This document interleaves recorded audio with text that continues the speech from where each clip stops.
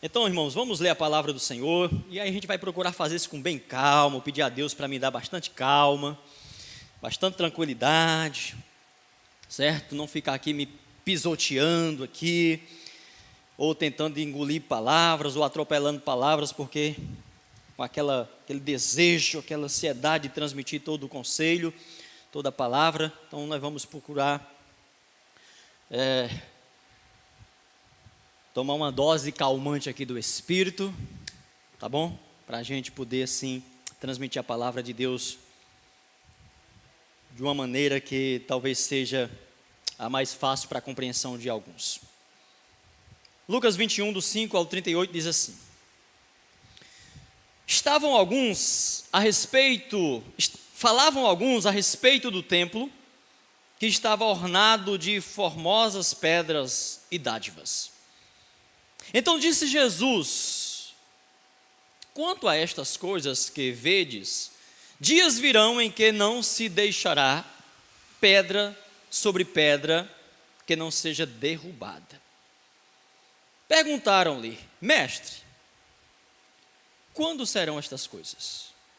E que sinal haverá quando isto estiver para acontecer? Respondeu ele: Vede que não vos enganem. Virão muitos em meu nome dizendo: sou eu, e o tempo está próximo. Não os sigais.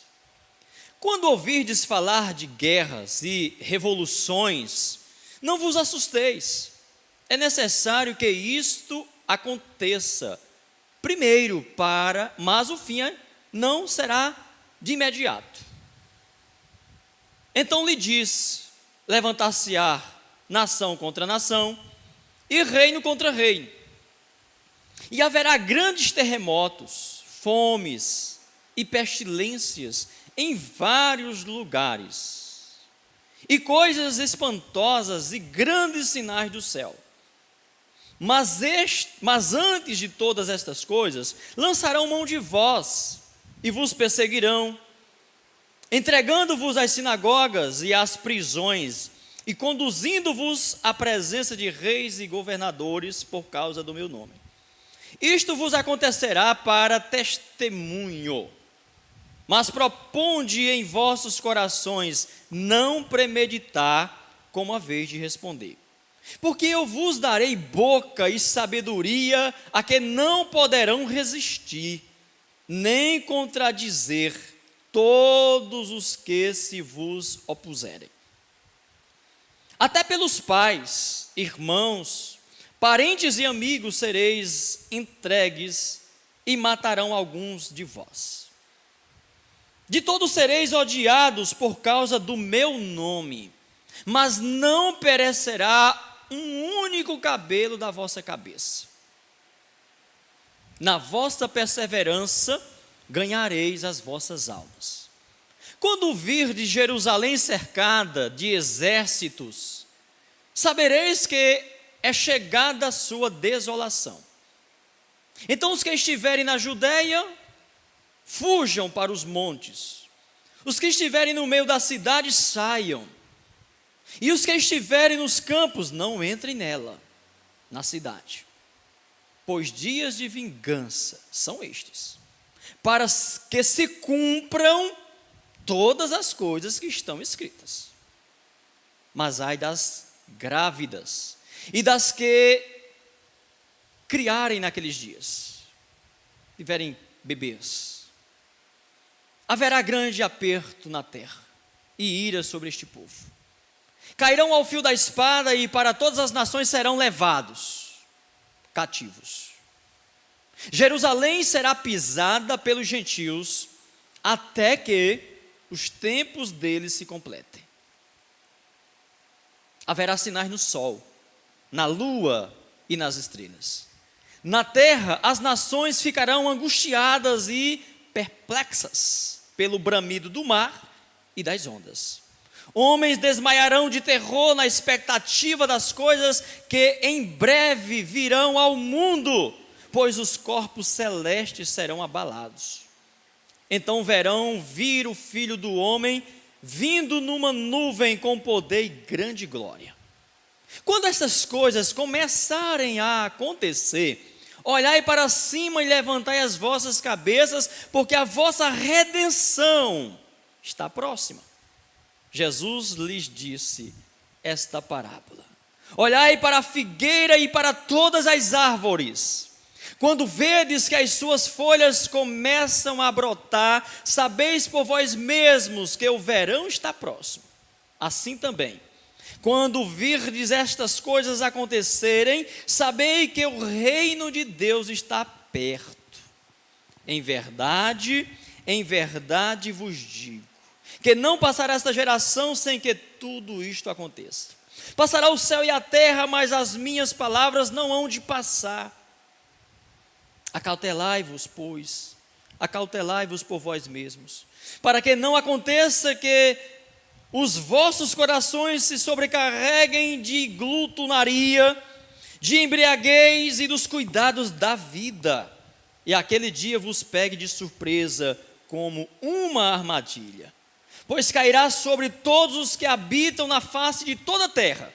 Vigiai em todo o tempo e orai para que sejais havidos por dignos de escapar de todas estas coisas que hão de acontecer e de estar de pé diante do Filho do Homem. De dia Jesus ensinava no templo, e à noite ele saía e ia pousar num monte chamado das Oliveiras. E todo o povo ia de madrugada ao templo para ouvi-lo. Amém? Jesus caminhava em Jerusalém e se aproximava, ou já estava ali na calçada, no alpendre do templo, quando alguém chamou a sua atenção, admirado com a beleza e construção do templo. Há sempre alguém admirado com as construções e belezas dos monumentos desta vida. E muitas vezes depositando segurança, expectativa nesses monumentos, nessas construções. Quando houve a destruição do primeiro templo de Jerusalém pelos babilônicos, pela invasão da Babilônia através de Nabucodonosor, quando Jeremias, lá no capítulo 6 e 7, segue do seu livro, ele estava ali profetizando sobre o que iria acontecer, e que os judeus ali, os hebreus, naquela forte tradição, depositava confiança no próprio templo e dizia: templo de Jerusalém, mas que o profeta vai dizer: olha, vocês entram no templo, mas o coração de vocês não estão realmente em Deus. Esse templo que vocês expressam, ou que vocês até se orgulham da formosura dele, por Salomão ter feito com tanto ouro, com tanta prata, ele não ficará pedra sobre pedra. Este templo que os discípulos contemplavam e queriam também levantar de Jesus algum tipo de entusiasmo, de exclamação pela beleza, foi o templo reconstruído, após o cativeiro, no retorno. Depois desse templo, teve algumas puxadinhas, chamam de templo de Herodes, mas na verdade, Herodes não construiu nenhum templo da sua base. Herodes, para poder agradar o povo, ele fazia as puxadinhas. Por isso que ficou conhecido como o templo de Herodes, mas é o templo que foi reconstruído lá, o que foi construído por Zorobabel e por Neemias. Haverá sempre alguém colocando a sua esperança em construções, em alicerces, que julgam serem seguros, mas que não passam de alicerces, que não passam de construções construídas sobre areia. Jesus muito bem falou a respeito daqueles que ouvem a palavra de Deus, que estudam a palavra de Deus, mas a construção da sua vida, A construção da sua fé não está necessariamente na palavra, porque não obedecem. Porque não basta estudar as Escrituras, não basta saber, não basta conhecer.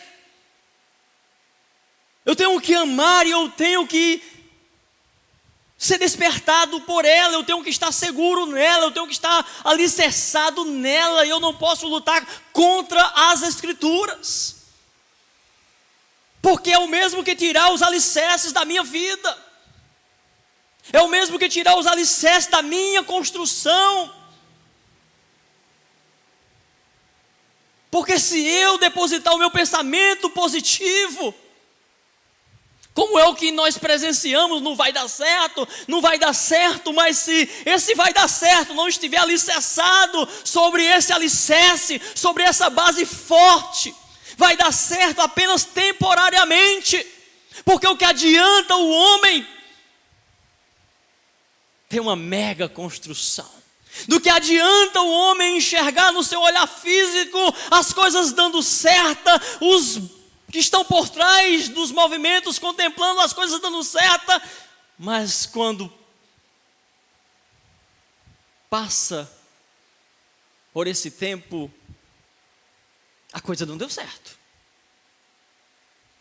E aí vai ter o que a Bíblia diz? Choro e ranger de dente. Mas fulano de tal disse que ia dar certo assim. Mas eu acreditei naquele sacerdote. Eu acreditei naquelas penitências, naquele sacrifício. Eles falaram que Deus é amor, que Deus não condena ninguém. Por que eu estou agora aqui? E aí, meus irmãos, a descrição que a Bíblia faz é terrível, né? E às vezes a gente olha assim, só como um olhazinho, choro e ranger de dentes. Isso Jesus falou para os próprios judeus ali, conforme está lá em Lucas, capítulo 13. Quando vocês verem meretrizes lá no céu, gente que vocês não consideravam, mas que creram no Evangelho, creram na minha palavra, se arrependeram, e vocês que só mantinham a tradição, hipócritas, vocês vão ficar do lado de fora, batendo, dizendo até, olha, eu andei nas ruas de Jerusalém, eu comi com o Senhor. E naquele momento Jesus vai dizer, haverá choro e ranger de dentes. Diante da admiração dos discípulos, Jesus diz algo que chamou a atenção dos mesmos, que ficaram curiosos para saber quando esta palavra se cumpriria. Irmãos, o que me chama a atenção é que, apesar da imaturidade ainda dos discípulos, eles criam na palavra, eles criam nas profecias, eles criam no que Jesus falava. Quando Jesus Cristo diz, olha Jesus, olha que coisa linda, que templo lindo, que maravilha, Jesus diz, olha meus filhos, vai chegar o tempo que isso aqui não vai ficar pedra sobre pedra. Mas Senhor, não vai, quando Senhor, que sinal? Ou seja, eles criam, apesar da imaturidade, apesar da admiração naquele monumento histórico, eles criam que se Jesus estava dizendo que o templo ia ser destruído, que Jerusalém ia ser consumida a fogo, que ia ter um tempo de choro terrível, eles ficaram preocupados, porque eles sabiam que o que Jesus falava se cumpria. Eles já tinham tido alguma experiência suficiente para saber que aquilo que Jesus falou se cumpria.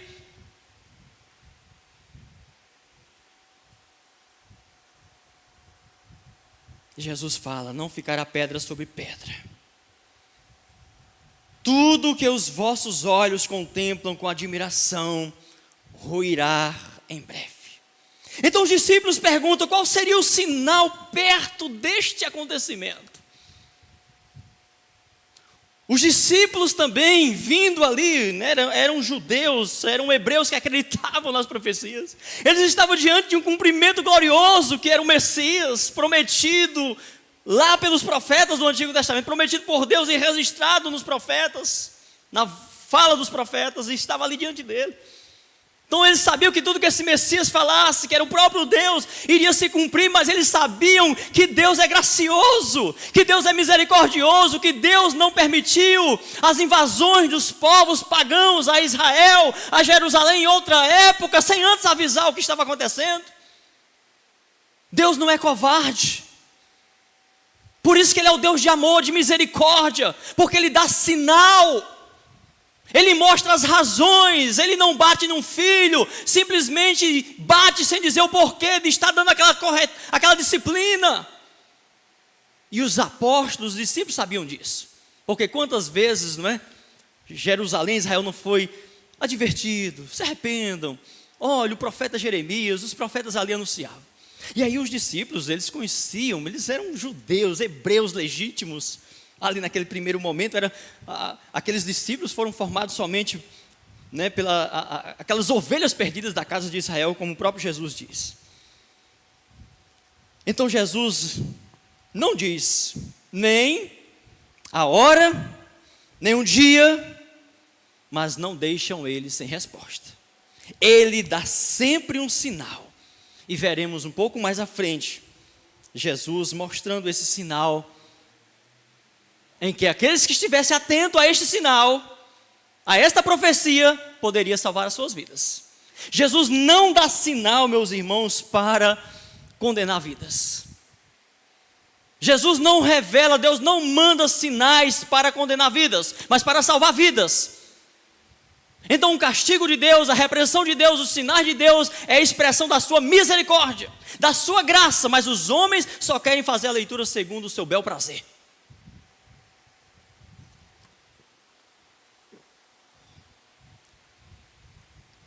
Mais de 2000 anos depois deste evento, desta conversa de Jesus, meus irmãos, com seus discípulos, está aqui hoje, ouvindo esta palavra, através dessa leitura, depois de tudo que já aconteceu à igreja e ao mundo, ao longo desses 20 séculos, e o que está acontecendo agora, hoje, no século 21, neste século da graça de Deus, neste momento na vida da igreja e também do mundo, no mínimo, era para nos deixar vigilantes e cheios de expectativas do que está para acontecer, porque o Senhor não deixa sem sinalizar, sem avisar para os seus santos profetas, quando algo sério, profeticamente está para acontecer.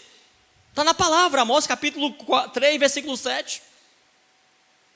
Deus não faz nada sem antes contar, sem antes sinalizar para os seus profetas, para o seu povo eleito. Mas hoje, qualquer um que se propõe a pregar, transmitindo as profecias, ele será sempre visto, como já falei, como um profeta do caos, como alguém pessimista, que não vê esperança, que não prega a esperança. Eu tenho ouvido isso em pastorais. É claro que a gente entende o que está no coração do pastor quando ele expressa aquele sentimento. Eu sei que ele quer transmitir esperança para o seu rebanho. Devemos transmitir sim, mas não é ser pessimista, querido pastor. Não é ser profeta do caos. Eu creio na esperança. Eu creio em dias sempre muito melhores em Cristo Jesus. Mas seria loucura crer em uma mudança de alguém que continuamente está se enveredando pelo caminho do pecado, da desobediência. Deus não poupou Jerusalém por isso. Deus não poupou o seu povo eleito ali no primeiro momento por isso. E a Bíblia diz que nós não vamos mudar o sistema, porque o sistema jaz no maligno.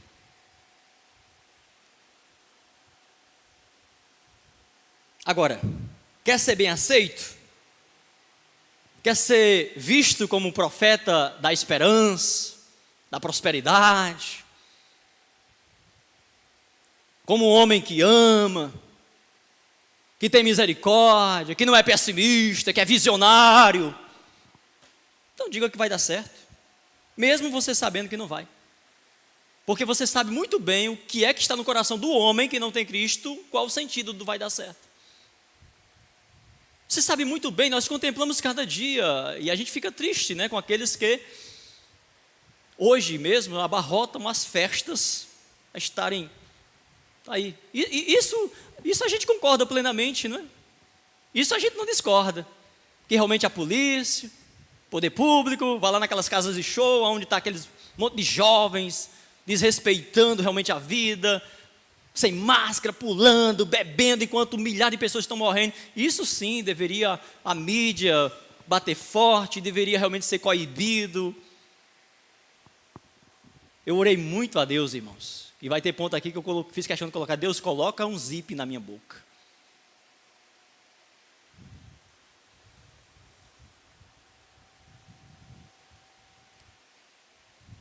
O que está acontecendo vai passar? Claro que vai dar certo. Mas até quanto? Até que ponto?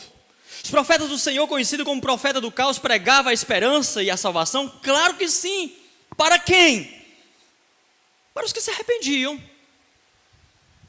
para os que ouviam o Senhor, para os que davam crédito à sua palavra, realmente. E ainda assim, o fato de passar não significava dizer que eles não sofriam. Profetas santos de Deus, jovens santos de Deus, como Daniel, como Mesaque, Sadraque, Abednego, eles foram levados, eles foram lançados em fornalha de fogo, cova de leões famintos, mas o Deus realmente que eles serviam, eles tinham certeza, e eles, vai passar. Olha, interessante, vai passar. Olha, Sadraque, Mesaque e Abednego, se vocês não se prostrar diante do meu Deus, diante da minha imagem, sabe o que vai acontecer? Eu vou lançar vocês na fornalha de fogo. Eu quero ver qual é o Deus que pode salvar vocês dessa fornalha. Aí aquele jovem: ah, sim, Deus vai salvar sim, Deus vai nos tirar. Foi só isso que eles disseram? O Deus a quem nós servimos pode sim, pode nos livrar sim, ó Rei, das tuas mãos, pode sim livrar-nos da fornalha. Porém, se Ele não quiser, se não for da vontade dEle, mesmo assim, nós não te serviremos. Nós não te serviremos. Nós preferimos ser lançados na fornalha de fogo do que se prostrar diante de você. Ou seja, de que se prostrar diante do sistema, de que se prostrar diante dessa ordem que você está dando. Era uma ordem mundial, né? Para adorar a sua imagem. E eles foram lançados. E aprove a Deus fazer com que eles andassem ali dentro do fogo, sem lhes causar nada algum, mal algum, sem queimar nem sequer um pelo do seu braço. Mas em outros casos, aprove a Deus passar aquele momento de fidelidade dos seus servos, tirando-lhes a vida, permitindo a morte. Passou e eles foram vencedores. Tudo passa. A pergunta é: você vai passar concordando com o Senhor ou contra Ele, ou discordando dEle? Porque vai passar mesmo, tudo passa. Agora lembre-se uma coisa: passarás realmente os céus e a terra, mas a minha palavra não passará. Ou seja, a minha palavra permanece. Isso significa que quem está na palavra permanecerá com Cristo, com Deus, independente do que vier a acontecer. Agora, queridos, ao contrário do mundo, a igreja deve, muito mais hoje, estar firme e certa de que Jesus está às portas, viu? E de que todas as demais estruturas e construções humanas ruirá, não ficará pedra sobre pedra, vai passar mesmo, como um grande ruído, como um grande estrondo, e assustadoramente vai passar. Mas para os servos de Deus, para aqueles que esperam o Senhor Jesus, virá, o sol da justiça raiará, o rio de águas calmas e tranquilas chegará, aquele vento, aquela brisa tranquila vai chegar. Mas para aqueles que não esperam em Cristo, eles vão estar sempre nesse vendaval eternamente. Os cumprimentos proféticos, por mais que difícil que seja, por mais que nos atinja também como igreja, Não podemos negar, queridos, que é dia de esperança, de júbilo, de gozo e plena realização para os que esperam pelo Senhor. Porque diz a Bíblia que Ele se manifestará, Hebreus capítulo 9, para os que o esperam. Ele se manifestará para os que o esperam. Então esse tempo de crise, esse tempo de dor, de angústia, de tribulação, vai passar.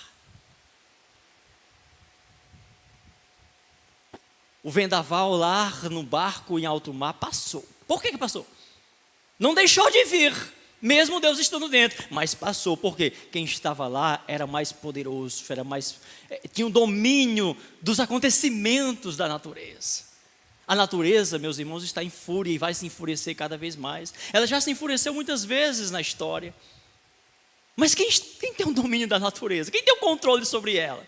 É Deus.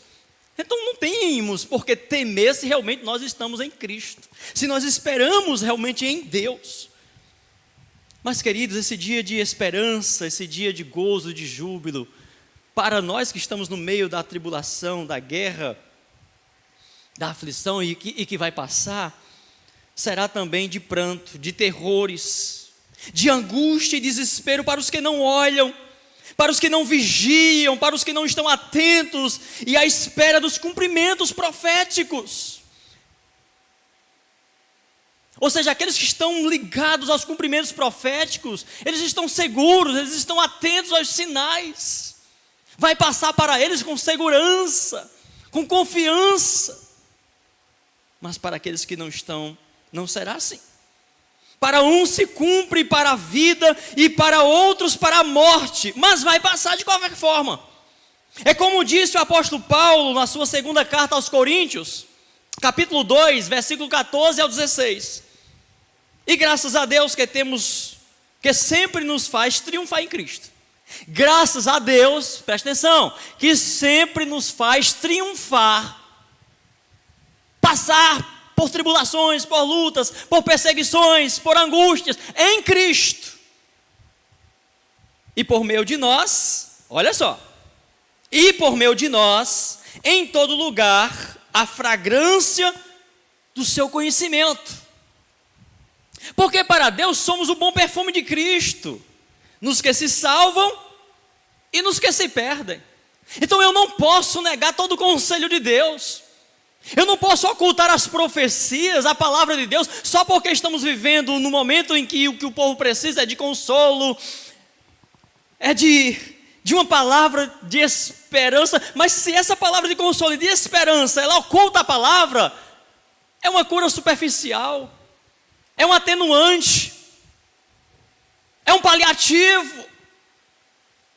Isso sim é enganar as pessoas, não anunciando todo o conselho de Deus, toda a verdade de Deus, toda a esperança de Deus. Onde está a esperança de Deus? É o mesmo que eu fabricar uma vacina e garantir que ela tem 100% de eficácia, mas na verdade ela tem só 30% e eu não anunciar isso, e o povo aí seguro, fui vacinado, estou protegido.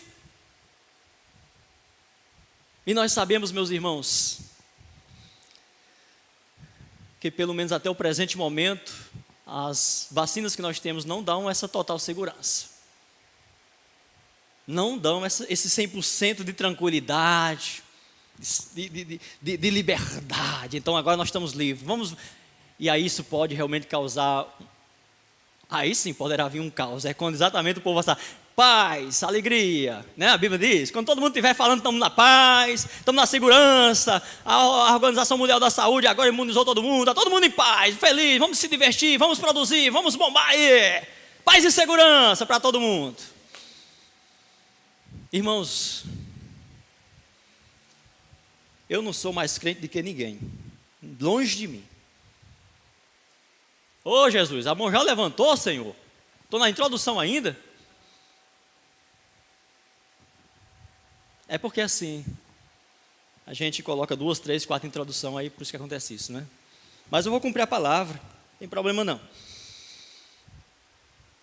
Porque para uns somos o bom perfume de Cristo, nos que se salvam e nos que se perdem.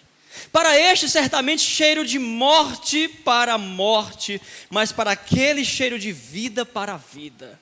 E para essas coisas, quem é idôneo? Os que esperam e estão preparados em Cristo. Estes são idôneos. Esses estão preparados. Irmãos, todo cumprimento profético tem cheiro de morte para a morte e cheiro de vida para a vida. Sabe, meus irmãos, ontem eu estava acompanhando jornais, né, e vendo a miséria, sofrimento nas comunidades ali do Rio de Janeiro. Você chora realmente, é muita pobreza, irmãos, muito sofrimento. Pessoas que estavam ali começando o seu negócio, de repente veio a pandemia, a pessoa faliu, perdeu a esperança teve que tirar o menino do colégio, que já estava pagando a escolazinha particular, voltou à vida, demitiu 2 únicas funcionárias que tinha, sofrimento, e outros, meus irmãos, da dó, sem ter o que comer mesmo, sofrimento porque não tem como ganhar nada, cheiro de morte, cheiro de vida, as profecias se cumprindo. Pastor, mas então Deus queria que fosse assim, os homens fazem os seus próprios males, os homens são responsáveis pelos seus próprios males, eles seguem o sistema, eles não seguem a orientação de Deus, e Deus não vai deixar de cumprir suas profecias, porque os homens decidem seguir o seu sistema. É por isso que Deus é soberano, e nós cremos nesse Deus soberano que se antecipa aos fatos. E alguns ficam agora, mas se Ele é amor, se Ele é misericórdia, por que Ele se antecipa aos fatos? Exatamente porque Ele conhece o coração impenitente do homem, da maldade. Tudo que está acontecendo é maldade do homem, é crueldade do sistema, é produção humana sim, da maldade, da iniquidade, dessa capa mentirosa de amor e de misericórdia que alguns expressam na mídia, nos governos, e que na verdade é tudo maldade, serve ao mesmo Deus, o Deus desse século, o Deus da morte, da miséria, do sofrimento. Nosso Deus não é o Deus da morte, da miséria, do sofrimento, não. Agora, o nosso Deus não é Deus de ficar por baixo, não é um Deus limitado, que se admira quando as coisas estão acontecendo. Quem se admira com os acontecimentos é quem não teme a Deus, quem não conhece a palavra. Então o que está acontecendo foi profetizado, está profetizado, e eu tenho que concordar com Deus.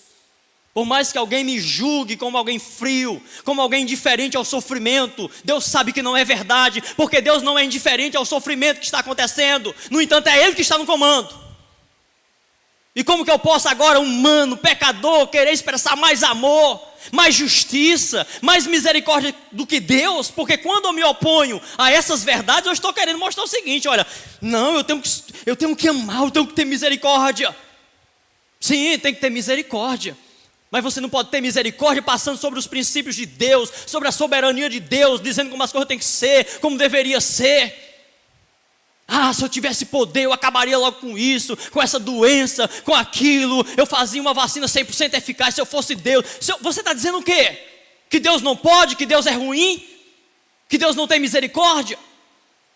Então nós precisamos, meus irmãos, nos voltar para as Escrituras e nos converter a Deus cada dia, e concordar com o Senhor, e concordar com Deus. Não significa não expressar misericórdia, não expressar compaixão pelas pessoas. Deus quer sim que nós expressemos, mas sim anunciando a sua verdade, mostrando para o homem, quando nós estamos disciplinando nossos filhos: meu filho, eu estou batendo em você por causa disso, por conta da sua desobediência. Papai não queria bater em você não, mas é preciso, você precisa ser corrigido. Se eu deixar você solto aí, você vai cair naquele buraco, você não vai ser alguém na vida.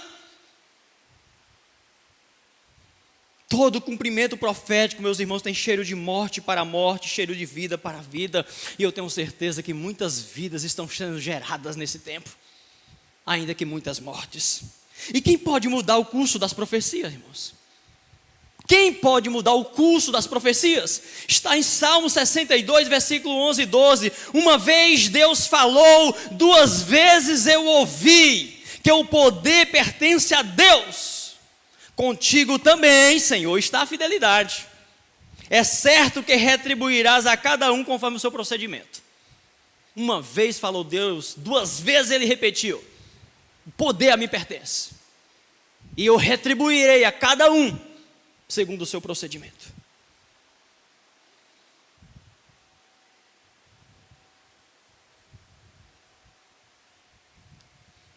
Passou os 5 minutos? Passou. Vamos orar, irmãos. Eu confesso que eu não concluí nem a metade do que tinha planejado para agora de manhã, mas nós vamos concluir orando. E realmente, irmãos, quem está aqui pregando, você só sente o cansaço depois, tá bom? Agora você não sente. Então, você fica e você pensa que está com 5 minutos e tal, mas eu estive sentado ouvindo e realmente é preciso muita concentração, principalmente você não estando presente aqui, para você ficar 1 hora ali, realmente diante do celular e tudo, é difícil realmente, a inquietação é grande, e por isso que eu estive orando a Deus sobre isso, tá bom? Nós vamos orar a Deus nesse instante, encerrando o culto nesta manhã. Pai querido, Pai santo, em nome de Jesus, eu quero te agradecer, Senhor, por esta manhã maravilhosa em tua presença, pelos louvores que entoamos, agradecer por cada irmão que está aqui, Deus, nos dando este apoio nessas transmissões, ministrando os louvores. E agora, Pai Santo, que retornaremos para os nossos lares, suplicamos a Ti, ó Deus, que no nome de Jesus nos leve de volta e nos traga logo mais à noite, e que o Senhor esteja cuidando da Tua igreja, que o Senhor esteja cuidando do Teu povo. Nós oramos em nome de Jesus. Amém. Deus abençoe, queridos. Até logo mais às 5 horas da tarde.